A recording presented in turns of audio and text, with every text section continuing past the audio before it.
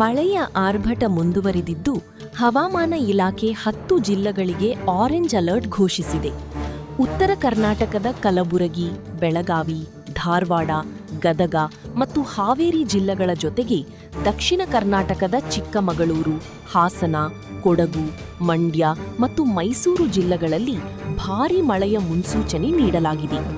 ಈ ಜಿಲ್ಲೆಗಳಲ್ಲಿ 115 ಮಿಲಿಮೀಟರ್ನಿಂದ 204 ಮಿಲಿಮೀಟರ್ವರೆಗೆ ಮಳೆಯಾಗುವ ಸಾಧ್ಯತೆ ಇದೆ ಎಂದು ಇಲಾಖೆ ಎಚ್ಚರಿಸಿದೆ. ಗುಡುಗು, ಮಿಂಚು ಹಾಗೂ ವೇಗವಾದ ಗಾಳಿಯೂ ಬೀಸುವ ಸಂಭವವಿದೆ. ಹಳ್ಳ, ಕೊಳ್ಳಗಳು ತುಂಬಿ ಹರಿಯುವ ಸಾಧ್ಯತೆ ಇದ್ದು ತಗ್ಗು ಪ್ರದೇಶದ ನಿವಾಸಿಗಳು ಹೆಚ್ಚಿನ ಎಚ್ಚರಿಕೆಯಿಂದ ಇರಬೇಕಾಗಿದೆ. ಇನ್ನೊಂದೆಡೆ ಬೆಂಗಳೂರು ಸೇರಿ ರಾಜ್ಯದ ಉಳಿದ ಜಿಲ್ಲೆಗಳಿಗೆ ಯೆಲ್ಲೋ ಅಲರ್ಟ್ ಘೋಷಿಸಲಾಗಿದೆ.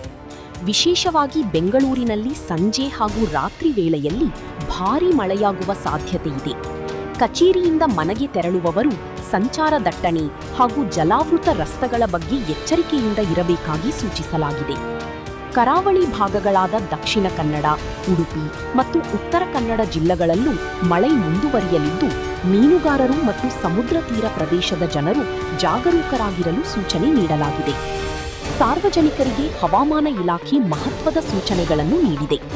ಗುಡುಗು, ಮಿಂಚಿನ ಸಮಯದಲ್ಲಿ ಮರಗಳ ಕೆಳಗೆ ಅಥವಾ ವಿದ್ಯುತ್ ಕಂಬಗಳ ಬಳಿ ನಿಲ್ಲಬಾರದು. ರೈತರು ತಮ್ಮ ಜಾನುವಾರುಗಳನ್ನು ಸುರಕ್ಷಿತ ಸ್ಥಳಗಳಿಗೆ ಸ್ಥಳಾಂತರಿಸಬೇಕು ಎಂದು ಸೂಚಿಸಲಾಗಿದೆ.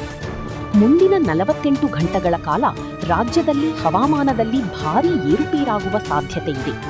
ಅನಿವಾರ್ಯ ಕೆಲಸಗಳಿದ್ದರೆ ಮಾತ್ರ ಮನೆಯಿಂದ ಹೊರಬರುವುದು ಒಳಿತು. ಸತತ ಮಳೆಯಿಂದ ರಾಜ್ಯದ ಹಲವೆಡೆ ತಾಪಮಾನ ಕುಸಿದಿದ್ದು ತಂಪಾದ ವಾತಾವರಣ ನಿರ್ಮಾಣವಾಗಿದೆ. ಇನ್ನಷ್ಟು ಅಪ್ಡೇಟ್ಗಳಿಗಾಗಿ ಕರುನಾಡು ಟೈಮ್ಸ್ ಅನ್ನು ವೀಕ್ಷಿಸುತ್ತಿರಿ.